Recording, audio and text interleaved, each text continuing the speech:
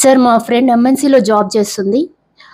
ఇల్లు కొనుక్కుందామని చెప్పి ₹1,00,00,000 దాచిపెట్టుకున్నారు. Cyber crime వాళ్ళు మనీ మొత్తం కొట్టేశారు. ఇప్పుడు మనీ రికవర్ అవుతుందా? మేడం ఇప్పుడొచ్చి సైబర్ క్రైమ్ అనేది ప్రతి ఒక్కళ్ళు దానికి విక్టిమ్స్ అవుతున్నారు. నార్మల్ పబ్లికే కాదు, ఎంఎన్సీ జాబ్ హోల్డర్సే కాదు, పోలీస్ ఆఫీసర్స్, జడ్జెస్ని కూడా మోసాలు చేస్తున్న రోజులు ఇవి. మనం ఏ లింక్ వచ్చి టచ్ చేసినా కూడా మన డబ్బులన్నీ ఖాళీ అయిపోతున్నాయి, బ్యాంక్లో అకౌంట్ అంతా కూడా. ఏ మిస్టేక్ చేసినా కూడా, చిన్న లింక్స్ టచ్ చేసినా లేకపోతే ఏ స్కామ్కి మనం విక్టిమ్ అయిపోయినా కూడా చాలా మొత్తం గుండుసున్నా చేసేస్తారు డబ్బులన్నీ కూడా.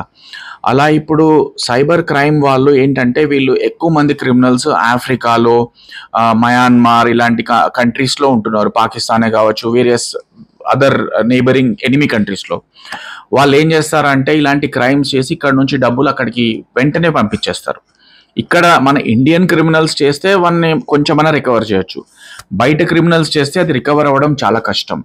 పోనీ రికవర్ అయింది అనుకుందాం, ₹1,00,00,000 ఒక 50 లక్షలు 40 లక్షలు గోల్డెన్ అవర్లో రిపోర్ట్ చేస్తే, అంటే వితిన్ ఒక 1 అవర్ లోపల, హాఫ్ అన్ అవర్ లోపల అది ఫ్రీజ్ చేసి రికవర్ చేయడానికి మాక్సిమం ఛాన్సెస్ ఉంటాయి.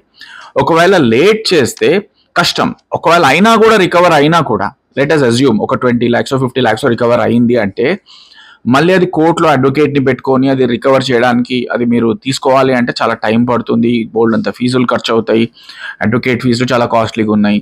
So it's such not an easy thing. దానికన్నా precaution is better than cure. So అలాంటి వాటిలలో పడకపోవడమే బెటర్.